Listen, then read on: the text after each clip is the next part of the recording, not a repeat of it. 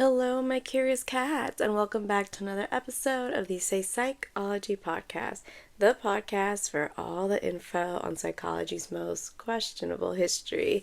I'm your host, Leslie Lopez, PhD student and psychology nerd. Okay, you guys are gonna have to forgive me because I did have an episode planned for last week, but I felt really sick for the first time in almost 6 years.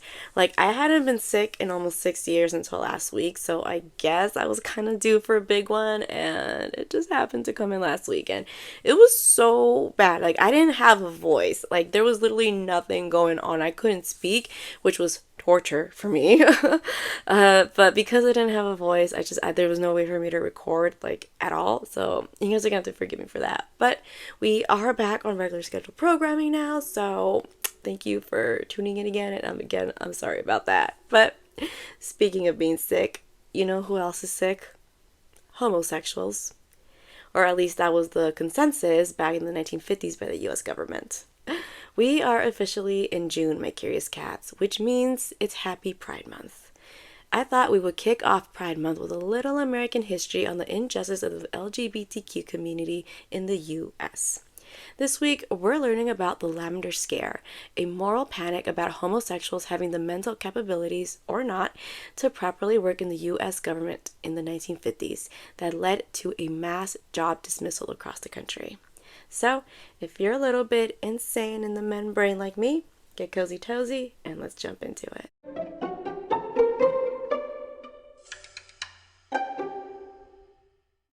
So, like our MK Ultra trilogy, we are back in the 1950s, and if you remember from the trilogy, America was quite literally going through the ringer back then. We had Soviet spies on our minds 24/7. They were literally living in our heads rent-free. Now, at the same time, American civil rights movement was also happening, okay? People of color were fighting for the same rights as white Americans. Women were finally joining the workforce for more than just secretary positions. Working 9 to 5. But also, the queer community was starting to become better known and understood in mainstream society. Many open-minded Americans welcomed this change, and others saw these changes as more cynical. Oh no, women working, gay people holding hands in the park. The world is literally coming to an end. Well, in the middle of all this panic was one pesky little man by the name of Joseph McCarthy. Joseph McCarthy was born November 14th in 1908, a Scorpio. My best friend is a Scorpio. I love you, Kyla, but y'all definitely have some questionable traits. Anyways, McCarthy was a Wisconsin state politician who served on the Senate for 10 years, and the only reason he left was because he died. And we'll learn a little bit more about that later, but I roll. Throughout most of his career, McCarthy was pretty mid, honestly. Like, sure, he was a senator, but that's kind of it. I mean, his work never stood out. He wasn't really known for anything exceptional. He was just kind of there. One eventful evening in 1950, all of the higher-up Republican politicians were gathered together in D.C. to celebrate Lincoln's birthday, as they do every year. But remember, our boy McCarthy wasn't that big of a deal, so he wasn't invited to the birthday party. Which, I'm sorry, I'm laughing a little bit just because that's so petty of the other guys. Like, I feel bad for McCarthy. I shouldn't, but I kind of feel bad just because he wasn't invited to the birthday party. But see, the thing is, the government wasn't going to shut down just because all of the important politicians were at a birthday party. I mean, there were still bills that needed to be signed, fundraisers to organize, etc. So what these higher-ups would do is they would send over these responsibilities to the losers table, who are the guys who weren't at the birthday party. And among these guys was McCarthy himself. And McCarthy was handed the task of giving a speech to this random group of women in some random city in West Virginia about the importance of housing veterans. Which, side note, this was in 1950. We are currently in the year 2024, and we are still needing to have the conversation about the importance of housing veterans, which, if anything, says so much about our policymaking. But anyways, as you could imagine, McCarthy was not happy to be there. Like, at all. He was still miffed about not being invited to the birthday party, so during his speech, it said that he came off as mad, annoyed, irritated and just in a bad mood overall about having to be there instead of at Lincoln's birthday party. Like, why you hanging outside the club, McCarthy? You couldn't even get in. Let go. So I guess his annoyed ass got the better of him because he randomly starts going off on this rant about how much America sucks. Literally. He started going off about how other countries are doing so much better than us at a number of things, like technology and the safety of their citizens. McCarthy went on to claim that the reason America wasn't doing too hot was because of communists. But wait, there's more. Communists had snuck their way into the American government. Can you imagine? Just imagine the look on these poor women's faces. Communists in the American government? Like, that's like us finding out about the lizard people, right? Gasp. At this point, McCarthy goes on to pull one of his most famous stunts to date. He pulls out a random sheet of paper from his jacket and the quote says, "While I cannot take the time to name all the men in the State Department who are named as members of the Communist Party, I have here in my hand a list of 205, end quote. I 100% feel like this is something Trump would do, okay? Honestly, like, keep in mind that this was all improvised as well. McCarthy started off the conference with talking about housing veterans, and he remembered that first and foremost, he is a hater. Now, McCarthy 100% knew what he was doing. He knew that back then, just saying the word communist was like hitting a red giant panic button on the American public. So it made sense that McCarthy said that the only way to keep America safe was to get rid of all the communists, right? One thing that McCarthy made sure that the American public knew was that the communists were gay people. His logic was essentially that if you were gay, you couldn't be trusted, and if you couldn't be trusted, you were a communist. He said, communist, gay, potato, potato, a hater, and homophobic. See, this is why no one would invite you to their birthday party, okay? Not even the dead. Sorry, Lincoln. Shortly after this, gay people became enemy number one, and they had a balding, pesky little man by the name of Joseph McCarthy to blame. According to McCarthy, quote, homosexuals must not be handling top secret material. The pervert is easy prey to the blackmailer, unquote. Everything about that sentence is just fundamentally wrong. And again, I'm sorry for laughing, but it's all so wrong and he's just so stupid. Homophobics everywhere were having a field day, okay? They basically had a government-funded reason to hate the gay community more than they already did. On the bright side, though, if you could even call it that, McCarthy finally had the fame and attention that he longed for, and he ran with it. Now, obviously, a headline isn't much of a headline without proof of anything, even if it is fake proof. So McCarthy came up with the brilliant idea to have a list of random people that held government positions that he believed were potentially communist, and handed the list to his friends down in DC, who then began to terrorize the queer community more than they already had and were. Now, this was dangerous for so many reasons, but remember his logic. Communist equals gay, gay equals mentally unstable to work in government positions. But all in the name of national security, right? This was the official beginning of what we know today as the Lavender Scare.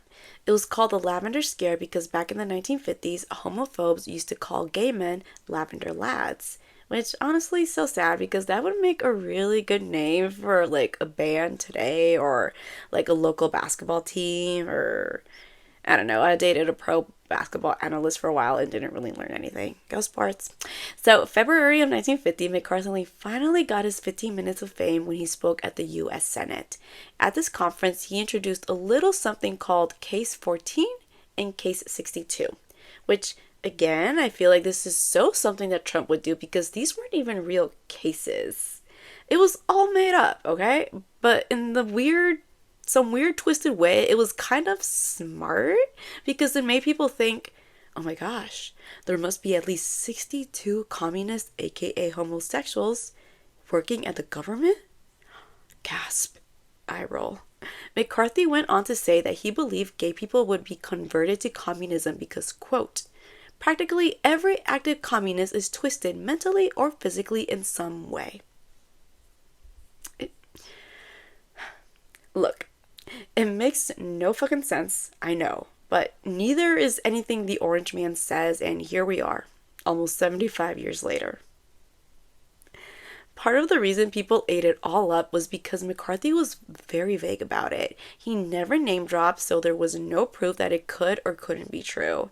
And the homophobes wanted it to be true, and the mind is a powerful thing. So when you want something to be true so bad, you actually start to believe it. It's crazy, I'm telling you. So McCarthy played off his vagueness by telling everyone that it was all very top secret information. Like, just take my word for it. The gays are ruining America. I fucking roll. But like any nosy person, people were starting to doubt him. As they should. I mean, hello? Surely not everyone is a complete idiot, right? But McCarthy clocked this and started to get worried. So what did he do? He went to the media and told them he had proof that he's right about the whole gay communist thing. How? Well, he claimed that there's a secret report within the government that claimed 91 known homosexuals who were secretly and recently fired from their government jobs. The American public ate this up, okay? They were like, OMG, finally some proof and validation to our homophobia. And like, the thing is, McCarthy wasn't exactly lying about this. There had been 91 people fired from their government job for being gay. However, this happened 5 years prior to the Lavender Scare. So he wasn't completely lying and making it up, I guess. But people didn't know this. The American public was led to believe that this was all new information and they had only McCarthy to thank for keeping them safe from the, quote, perversion problem in the government. And thus, McCarthyism was born. McCarthyism is essentially when you're accused of being a communist who isn't loyal to America. And once you've been accused, that's it. It's like social suicide. That's because if you were accused of being a communist, you'd be taken from your home and taken to court where you'd be forced to testify under oath. These testimonies included some very intimate information and questions from the court, such as things about your sex life, your childhood traumas, your finances. Although honestly, some of these are very valid first date questions today. But that's for a whole nother episode. The thing about testifying in court and under oath is that it carries so much pressure. Like, you'd have to tippy-toe around the question and answers because you'd be afraid you'd accidentally say something that made you look like a communist. I mean, imagine you're asked, what's your favorite drink at the bar? And if you answer anything other than beer, the judge takes his gavel and goes, gay. Next thing you know, you're serving time just because you enjoy the occasional espresso martini. And here's the funny thing. It was extremely hard to be proven innocent at these things. And even if you were somehow proven innocent in the end, the court wasn't going to walk away without a win. No. So they had the person being accused drop names of people or things they thought were communist. Talk about a never-ending circle jerk. Now, if you're like me, you're asking yourself, what do you mean by things? Well, you see, the brilliant mind of McCarthy believed that many popular books at the time were actually secret communist textbooks. Now, obviously, you can't interrogate a book in court, so the people McCarthy chose to blame and bring in for questioning were the librarians. Like, come on, of all people.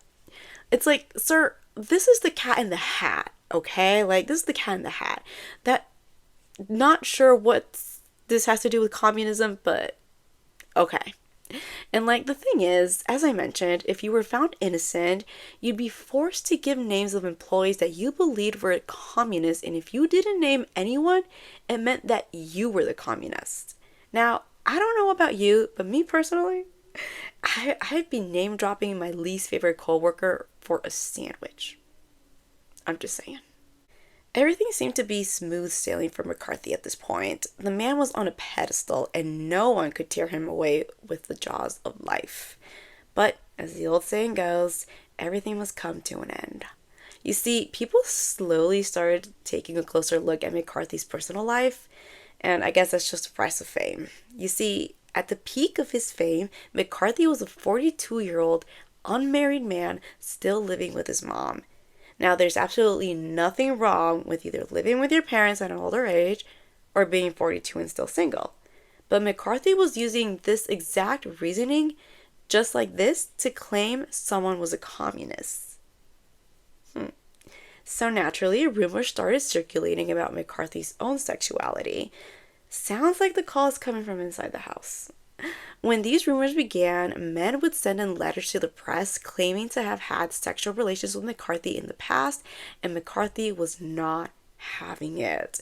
McCarthy decided that he needed to find a sidekick to help him push the communist agenda even further. Let's welcome to the stage Mr. Roy Cohn. Roy was an up-and-coming prosecutor in DC who was said to be full of potential and had a really bright future ahead of him. Like, apparently he graduated Harvard Law, top of his class or something like that.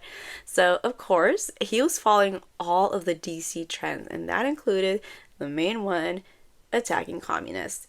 Now, since McCarthy had essentially made himself the poster boy for attacking the communists at this point, Roy was thrilled when he was asked to come work for him. Funny how life works, because in 1954, the two were actually accused of being lovers. Like, oh, that's so cute, good for them. But obviously, there was absolutely zero evidence to back this up, but nonetheless, the rumors made McCarthy really, really nervous. Not mad, but nervous. So obviously he did the logical thing here. Did he fire Roy? No. Did he push the gay communist agenda even further? Yes. I fucking roll. McCarthy took a big risk here because he decided it was time to go big or go home. So he went after the U.S. Army. According to McCarthy, the reason the U.S. Army was failing our country was because they had weak security. It was almost like they were inviting communists to take over the government. Now, obviously, this was all completely made up, and the U.S. Army was pissed, to say the least. They did not appreciate McCarthy's finger pointing and attempting to make them look weak, because remember, this was the 1950s, okay?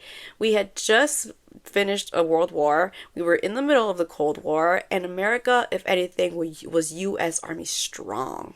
The U.S. Army eventually takes McCarthy to court for his false accusations, where it was this giant fiasco because apparently this was like the first ever court case to be broadcasted live, so everybody was watching. It was a big deal.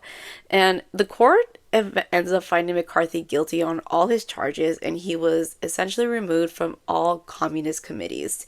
People were just exhausted at this point, okay? Like, there's this pesky little man who was just naming anything and anyone as a communist at this point, and America had had enough, truly.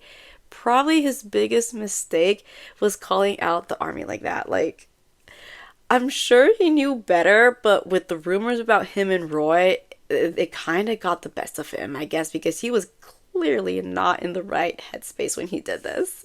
He was able to keep his job as a senator for a few more years until he died in office a few years later after the court trials. Now, don't you worry, my curious cats, because Mr. Roy proudly took over. Roy went on to have a successful career helping to fix the sexual perversion issue that the U.S. government had.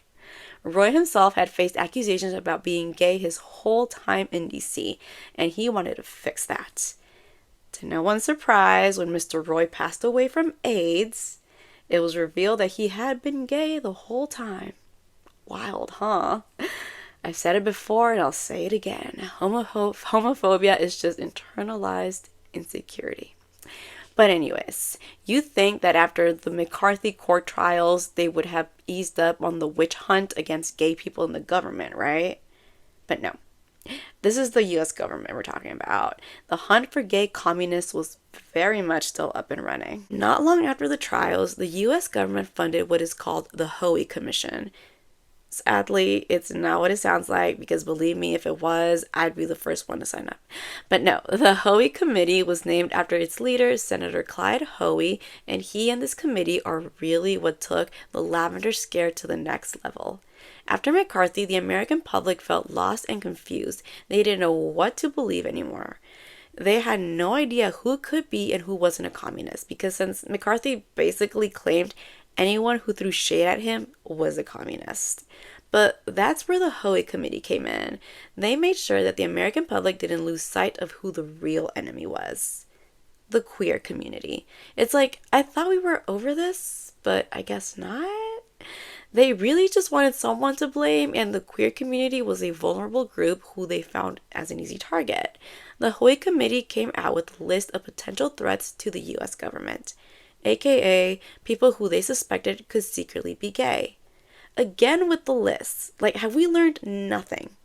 They end up interrogating all kinds of government employees, including cops, judges, doctors, and most importantly, they tell these people to name names. Again, have we learned nothing? After their deja vu interrogations, the Hoey Committee found there were over 5,000 queer people in DC, and 3,700 of them worked in the government. Gasp. Eye roll. Oh, and of course, all 3,700 of these gay government workers were also communists who had somehow weaseled their way up to government to spy for the enemy. A completely sane train of thought, right? Thousands of people went on to be fired from their government positions because they were believed to be communist.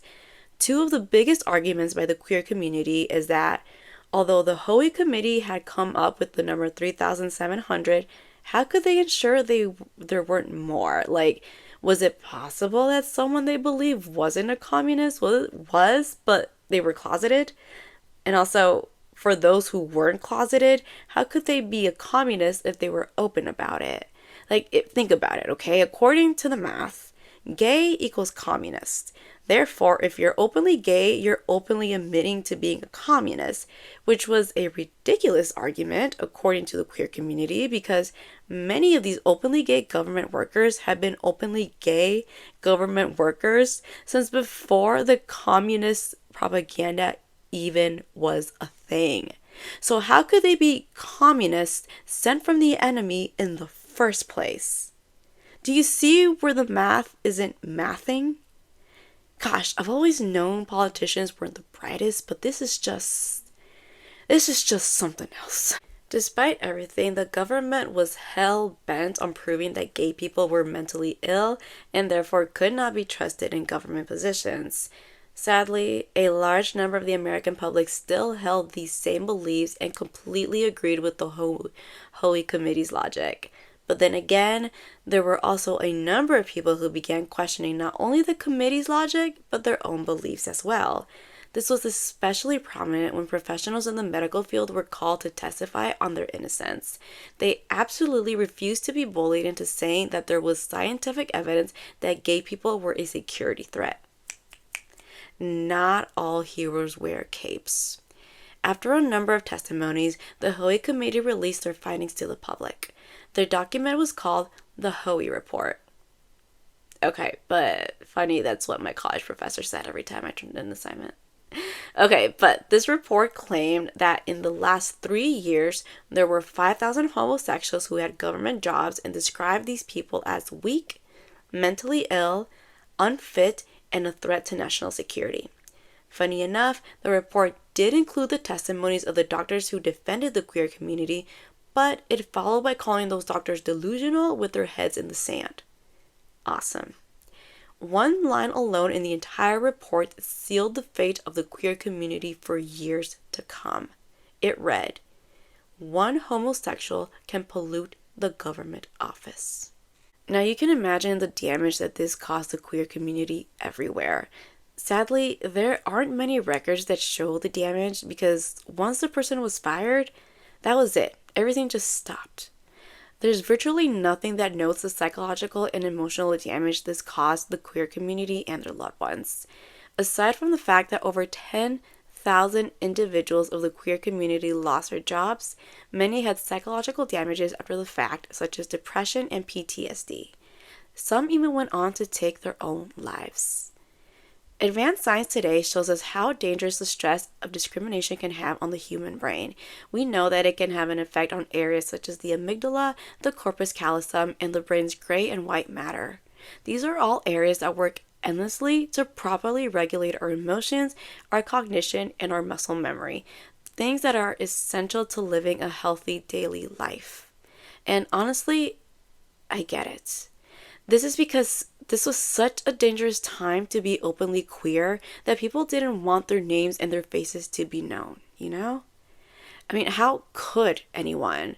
The government had essentially slapped a giant label that read, fired for being homosexual or perverse on you, okay? Making it impossible to find a job or even live life to its full potential.